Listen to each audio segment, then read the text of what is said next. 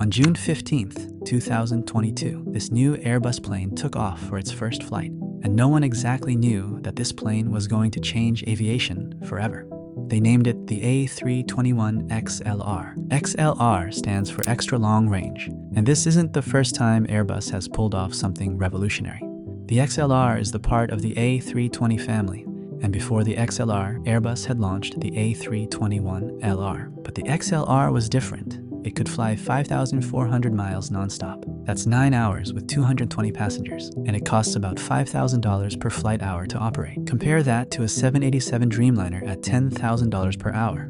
Here's why that matters. You're looking at a single-aisle jet that can now fly routes that used to require massive wide-body aircraft. But for Airbus to win this game, someone else had to step off the field. And that's exactly what Boeing did. So there's this meeting that happened at Boeing in Seattle back in 2019 that I think about a lot. Picture this: executives sitting around a conference table, looking at Airbus XLR orders, climbing past 200 aircraft. They had their own answer ready, something called the new mid-size aircraft, or the 797 internally. Airlines were interested, the numbers looked good. Then they killed it, just killed it. Not delayed, not, let's revisit this next quarter debt. It was finished. And why would Boeing walk away from what's probably a $50 billion market? Well, it's kind of a perfect storm situation. The 737 MAX crashes had eaten up all their engineering bandwidth, and the 787 was having production nightmares. You might remember all those stories about quality issues at the South Carolina plant, and the 777X was years behind schedule. Boeing looked at their plate and basically said, "We can't handle another new plane right now." That decision handed Airbus the entire narrow-body long-haul segment. Just gave it to them. Today, Boeing's longest-range 737 MAX can reach around 3,800 miles. The XLR does 4,700. That's the difference between flying Boston to London versus Chicago to Rome.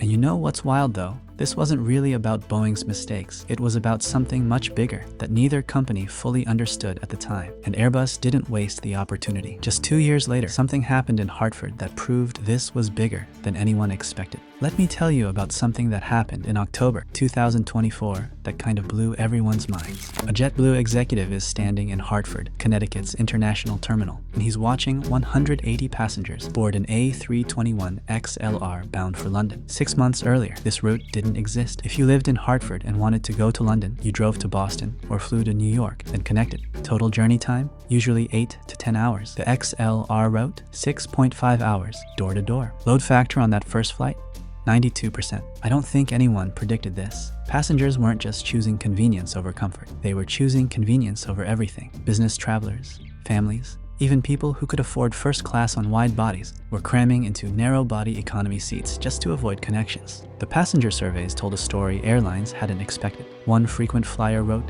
"I'd rather be uncomfortable for 7 hours than comfortable for 10. And honestly, that makes sense when you think about it. It does raise this uncomfortable question though. Are we seeing passenger preferences actually evolve? Or are airlines just getting better at selling us on being uncomfortable? But it wasn't luck. Airbus knew this was coming because they'd spent years quietly studying American flyers in ways no one else did. Rewind to 2017. Boeing is confidently doubling down on the 737 MAX. Airbus, meanwhile, is playing the long game. They start digging into travel patterns, analyzing corporate card data, visa records, even social media posts from passengers in cities like Cleveland, Raleigh, or Providence. The conclusion? There's demand for long-haul flights from places that wide-bodies can't serve profitably. That's the opening Airbus decides to go after. Not because Boeing was failing, but because Boeing wasn't even looking. And what they found changed everything. These smaller American cities weren't just underserved, they were being systematically ignored. Despite having steady international travel demand, they had virtually no direct international flights. The hub system wasn't serving these markets. It was actively cutting them out. So Airbus made this calculated bet. They wouldn't just build a longer-range A321. They'd build one specifically designed to make money on routes that wide bodies couldn't touch. That rear center fuel tank? It wasn't just about carrying more fuel. The strengthened landing gear? Not just about handling more weight. Every single design decision was optimized for one thing: making routes profitable that had never worked before. And then something happened that I don't think even Airbus expected. Flash forward to 2025. United is introducing the A321XLR, replacing 757s and unlocking mid-Atlantic routes from Newark and DC. Think flights to places like Edinburgh, smaller cities in Italy, or even direct service into West Africa. Cleveland and Providence, they're being studied. And that alone signals this jet is reimagining long-haul flying more than we've seen in decades. For decades, if you lived in Cleveland and wanted to go to London, you had to connect through New York, Chicago, or maybe Detroit. That meant other airlines captured a big chunk of your fare. United got paid for the domestic leg to their hub, but then you were on Delta or Virgin Atlantic for the actual Atlantic crossing. The XLR changed that overnight. Now United can capture that full $800 to $1,200 fare by flying passengers directly on its own aircraft. No more losing them to foreign carriers or alliance partners. This is happening all across the country. JetBlue is planning Boston routes to multiple European cities. American is looking at secondary East Coast cities for transatlantic service. Even Southwest is rumored to be studying international XLR possibilities, though they're being pretty quiet about it. It's not just about efficiency anymore. American airlines are using XLRs to reduce their dependence on foreign carriers and foreign hubs. When you can fly direct from Cleveland to London, you don't need British Airways or Virgin Atlantic. There's something else though that airlines really don't want to talk about. In December 2024, the first wave of passenger complaints about XLR flights starts showing up online. One passenger calls it a Greyhound bus with wings. Someone else writes, worst international flight I've ever had. And then there's this gem, 9 hours in a narrow tube, never again. Airlines were bracing for impact. Load factors would drop. Premium passengers would flee back to wide bodies. The whole XLR experiment might collapse. Except, it didn't happen. Here's the data that shocked everyone. Despite all the complaints, XLR load factors averaged 87% across all routes in the first 6 months. Wide-body competitors on similar routes, 82%. Americans were complaining about XLR comfort while simultaneously choosing XLR flights over wide-body alternatives. Their actions were the complete opposite of their words. Why? 3 things airlines hadn't really anticipated. First, the time savings from direct flights outweighed comfort concerns for most passengers. Second, XLR fares averaged $150 to $300 less than wide-body alternatives. Third, frequent flyers were willing to trade space for schedule flexibility. But the most surprising factor was psychological.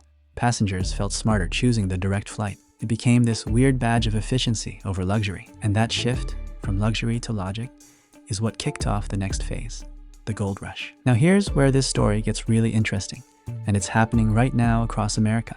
The success of these XLR routes triggered what economists call a cascade effect. When United launches successful Cleveland-London service, Americans start scrambling to find their own underserved city pairs. The result? A literal gold rush for routes that nobody thought could work. American is studying Nashville to London. Delta is looking at Salt Lake City to Amsterdam. Even Alaska Airlines is reportedly considering Seattle to smaller European destinations. But the cascade goes way beyond aviation. Regional airports from Providence to Portland are suddenly spending millions on customs facilities. Hotel chains are repositioning properties near secondary airports. Rental car companies are stocking European luxury models they never carried before. The economic multiplier effect is massive. Every new XLR route generates an estimated $25 to $40 million in annual regional economic activity. For smaller American cities, that's transformational money. Economic development officials in Providence say they're seeing business inquiries they haven't had in over 2 decades, all because of the potential for new non-stop service to Europe.